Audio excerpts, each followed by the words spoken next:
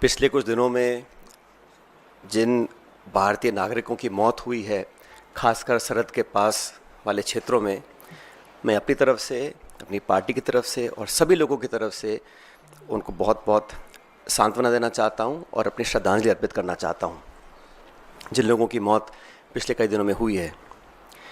दूसरा, मैं भारतीय सेना, भारतीय वायुसेना, थल सेना, हमारे सैनिकों का, हमारी फ़ौज का जो पराक्रम और शौर्य है, मैं उसको सलाम करना चाहता हूं। और भारतीय सेना ने एक बार दोबारा दिखाया है कि वो दुनिया की सर्वोच्चतम सेनाओं में से एक है। A professional armed forces that is second to none. The valour, the bravery and the professionalism of the Indian Armed Forces is unprecedented and second to none. पिछले 24 घंटों का जो घटनाक्रम है बहुत तेजी से बदला है और हम सबको बड़ा आश्चर्य हुआ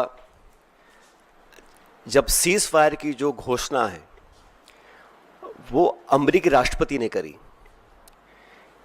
ये शायद पहली बार हुआ है कि इस प्रकार की सीज फायर की घोषणा सोशल मीडिया के माध्यम से अमेरिका के राष्ट्रपति करते हैं।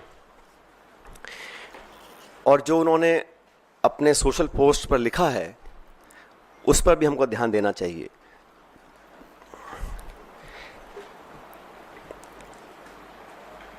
भारत और पाकिस्तान के बीच जो मसला है उसका अंतर्राष्ट्रीयकरण करने का जो एक ये नया कदम हम लोगों ने देखा है, ये बहुत आश्चर्यजनक है। और कांग्रेस पार्टी बहुत लंबे समय से इस मांग को करती आई है कि हम लोगों को पार्लियामेंट का एक विशेष सत्र बुलाना चाहिए। आप सबको याद होगा 1994 में कांग्रेस की सरकार में सर्वसम्मति से एक प्रस्ताव पारित किया था जहां पर पीओके को वापस लेने की सहमति संपूर्ण संसद के सभी सदस्यों ने एक स्वर में ली थी। 1994 का जो रेजोल्यूशन है, समय आ गया कि उसको हमें दोबारा दोहराना चाहिए। और इस पूरे प्रकरण में पहलगांव के आतंकी हमले के बाद देश में शायद पहली बार अनप्रेसिडेंटेड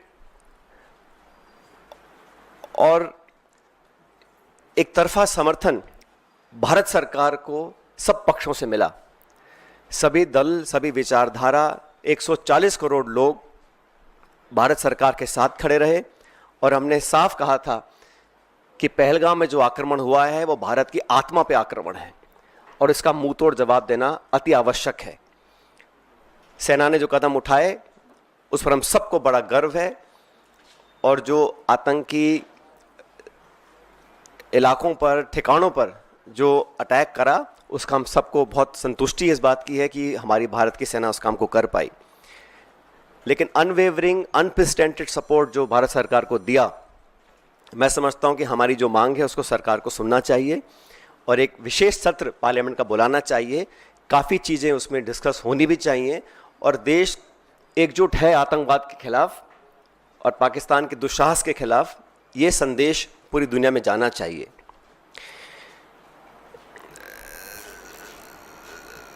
साथियों, जब ये घोषणा मीडिया के माध्यम से, और मैं सिर्फ उन बातों को रखना चाहता हूं जो पब्लिक डोमेन में है, काफ़ी कुछ ऐसी बातें हैं जो हम सबको जानकारी में नहीं है, लेकिन जो पब्लिक डोमेन में है उसको देखकर लगता है कि बहुत से सवाल खड़े हुए हैं। अमेरिका का 2 दिन पहले कहना कि it is none of our business, उसके बाद secretary of state, vice president, US president सबसे पहले घोषणा करते हैं कि सीज फायर हो रहा है, उसके बाद पाकिस्तान और भारत भी सीज फायर का ऐलान करते हैं। ये जो मीडिएशन है इसको क्या भारत सरकार ने एक्सेप्ट किया है और किन कंडीशंस पे इस प्रकार की घोषणा अमेरिका ने करी है, ये बहुत बड़ा सवाल है। उसमें कश्मीर का जिक्र किया गया है। सेक्रेटरी स्टेट ने बोला है कि एक न्यूट्रल साइट पर कश्मीर के मुद्दे को, और कितना गलत अमेरिका के राष्ट्रपति जी ने कहा कि हजारों साल पुराना ये मुद्दा है। वो भूल गए कि 76 साल पहले ये एक ही देश था, कोई मसला नहीं था, लेकिन उन्होंने कश्मीर के मुद्दे को उठाया और मुझे लगता है कि ये इंडिया पाकिस्तान को हाइफनेट करने की एक दोबारा कोशिश की गई है।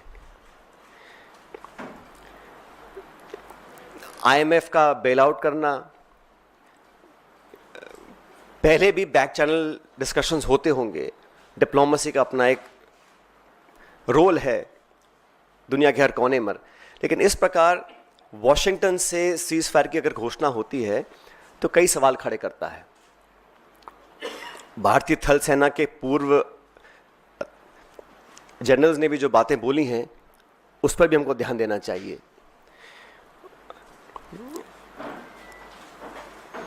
मैं मानता हूं कि सीज फायर की घोषणा के बाद जो कल बॉर्डर पर लगातार वायलेशंस हुए, गोले दागे गए,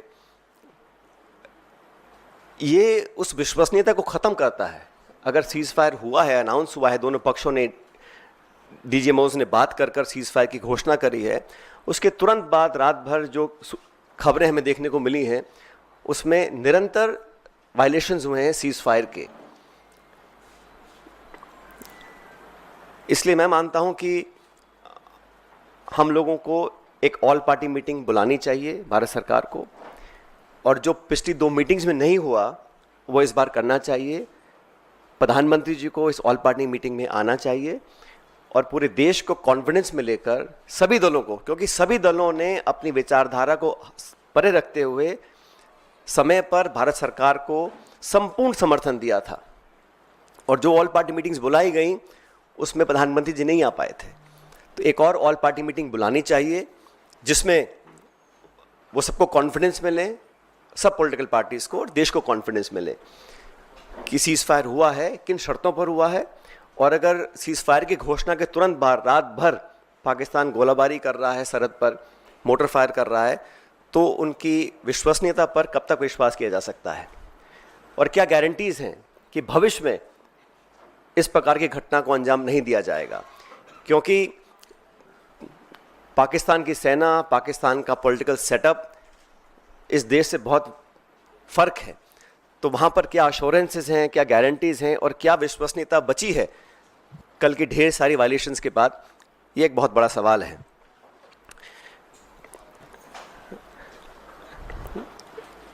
1971 में भी जब युद्ध छिड़ा था तो अमेरिका ने कहा था कि हम बे ऑफ बंगाल में अपना 7वां बेड़ा भेज रहे हैं, we will deploy the 7th fleet. That's what the Americans said. But despite that, the then government and Indira ji went ahead and did what was in a supreme national interest. आज हम उनको याद करते हैं कि वो नेतृत्व ऐसा था जहाँ पर नेशनल इंटरेस्ट को सबसे ऊपर रखा गया।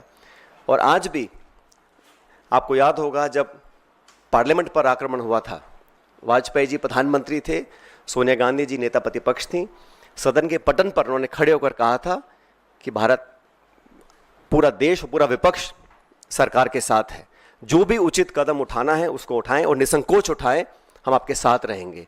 उन्हीं परंपराओं को कायम रखते हुए प्रमुख विपक्षी दल कांग्रेस पार्टी और तमाम दलों ने, चाहे वो खरगे जी हों, राहुल गांधी जी हों, हम सब ने सरकार को पूरा समर्थन दिया था। लेकिन इस प्रकार जो सीज फायर की घोषणा अमेरिकी राष्ट्रपति करते हैं, कुछ घंटे के बाद उसको वेरीफाई पाकिस्तान और इंडिया करते हैं, तो कहीं ना कहीं इस कश्मीर मुद्दे पर भी जो स्टेटमेंट्स आए अमेरिका की तरफ से, उस पर सरकार को अपना पक्ष रखना चाहिए, क्योंकि ये बायलैटरल इशू है। इसका अंतर्राष्ट्रीयकरण करने की जो कोशिश की जा रही है इस पूरे प्रकरण के माध्यम से, मैं उसको ठीक नहीं समझता हूँ। एक विशेष सत्र पार्लियामेंट का बुलाना चाहिए और कम से कम 1994 का जो रेजोल्यूशन था उसको दोबारा अडॉप्ट करें और देश के सामने स्पष्ट तरीके से कहा जाए कि no third party involvement will be accepted, it is a bilateral issue and it is India's and Pakistan issue and no country including America should have a space to intervene in a bilateral issue. अब तक हमारे पिछले कई दशकों की जो foreign policy थी, जो स्टेटेड पॉलिसी थी, वो बड़ी स्पष्ट थी। उसमें कहीं मीडिएशन का, नेगोशिएशंस का, थर्ड पार्टी इन्वॉल्वमेंट का कोई स्कोप ही नहीं था, चाहे कोई प्रधानमंत्री हो, कोई सरकार हो। लेकिन जो अमेरिका का स्टेटमेंट आया है उस पर इन सारी चीज़ों के ऊपर एक सवाल उठना लाजमी बनता है। इसलिए मैं इतना ही अपील करूंगा कि ऑल पार्टी मीटिंग सरकार को बुलानी चाहिए तुरंत प्रभाव से। और हमारे सैनिकों ने पिछले दिनों में जो कर दिखाया है, मुझे लगता है कि उस पर हम सबको बड़ा फ़ख्र है, बड़ा नाज है।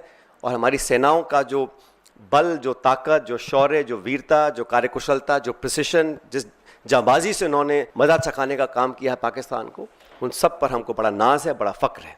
उसमें उन्होंने कहा है कि ऑपरेशन सिंदूर अभी जारी है और जो भी नेशनल ऑब्जेक्टिव था उसको उन्होंने पूरा किया है, लेकिन एक बड़ी बात यह है कि अभी जारी है ऑपरेशन सिंदूर। देखिए, आईएफ का जो सोशल मीडिया पे पोस्ट आया है, मैं उसका पूरा सम्मान करता हूं और मैं नहीं समझता हूं कि हम लोगों को भारतीय वायुसेना के किसी भी स्टेटमेंट या किसी भी स्टैंड पर अपनी टिप्पणी देनी चाहिए। वो अपना काम कर रहे हैं और मैं समझता हूं हम सबको आज अपनी सेना के साथ, अपनी वायुसेना के साथ मजबूती से खड़ा रहना है। जो उचित है, जो ठीक है, वो सेना में इतना दम और इतनी समझ है कि उनको कब क्या करना है। मैंने कहा ना, सीज़ फायर दो पक्षों का होता है, लेकिन मुझे चिंता इस बात की है कि जिस प्रकार अमेरिका ने पहल कर सबसे पहले अचानक इसकी घोषणा करी, तो क्या परिस्थितियां थीं, क्या वो मुद्दे थे जिनको लेकर अमेरिका इतनी बड़ी पहल कर सकता है बिना पाकिस्तान, हिंदुस्तान के इस बात की पुष्टिकरण करे। ये इतिहास में पहली बार हुआ है। तो what I am saying is that the fact that the US unilaterally announces a ceasefire between two countries so far away, it's unprecedented. It has never happened before, and they've tried to engulf the discussion to involve Kashmir, which again is unprecedented. To say that they will meet at a neutral site, who are they to decide what is the neutral site and who should meet? POK is part of this country. We have resolved in 1994 to take back POK. Has there been a change in that stand? What are the conditions? What are the circumstances?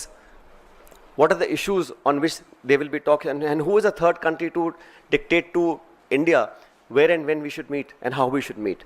That is a question that needs to be answered. जैसा मैंने कहा कि all party meetings में क्या discuss किया, रक्षा मंत्री जी ने जो ब्रीफ किया अलग अलग दलों को, वो मीडिया में चर्चा करने का विषय नहीं है।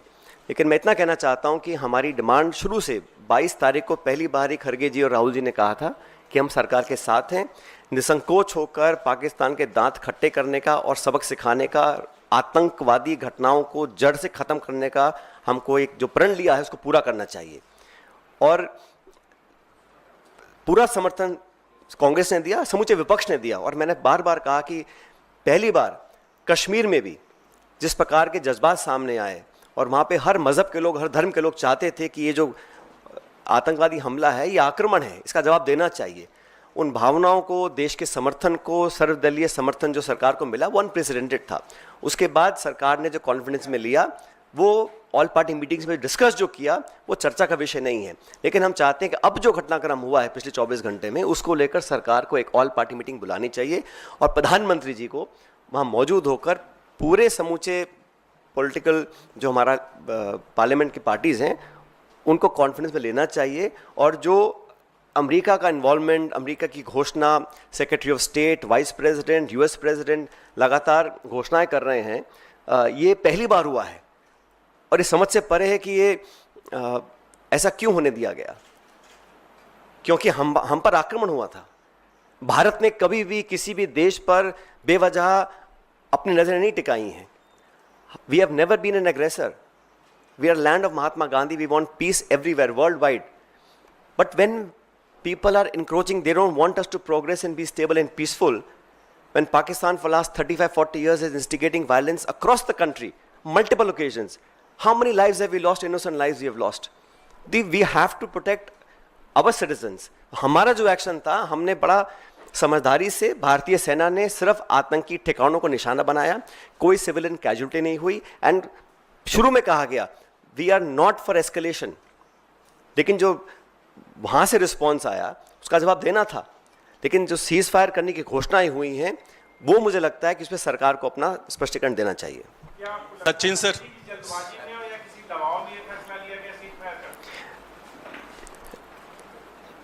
आई डोंट वांट टू स्पेक्यूलेट। जो पब्लिक डोमेन में खबरें आई हैं, मैं मात्र वहाँ तक अपनी बात सीमित रख रहा हूँ। और मुझे लगा, हम सबको लगा कि ये जो हुआ है ये पहली बार हुआ है, ऐसा आज तक कभी हुआ नहीं है।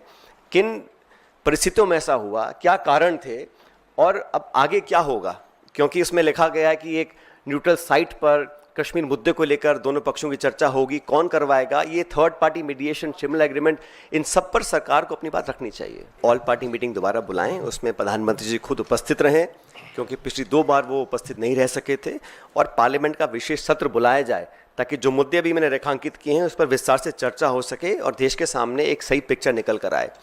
मैंने जो सवाल उठाई इसलिए उठाए क्योंकि पाकिस्तान का इतिहास रहा है, जब बम्बई में आतंकी हमला हुआ 26/11, तब जांच में पाया गया कि वो पाकिस्तान के द्वारा नियंत्रित था, उन्होंने ही स्टेट स्पॉन्सर करके करवाया था। तो जांच की मांग रखना, it is an old habit of the Pakistan state. पर मैं कहना चाह रहा हूं कि इन विश्वसनीयता नहीं है, सीज फायर के तुरंत बाद वो गोलाबारी कर रहे हैं, तो भविष्य में वो अपने टेरर क्राइम्स को दोबारा पुनर्जीवित करेंगे, पोषित करेंगे, उसकी क्या जिम्मेदारी है, क्या गारंटीज हैं।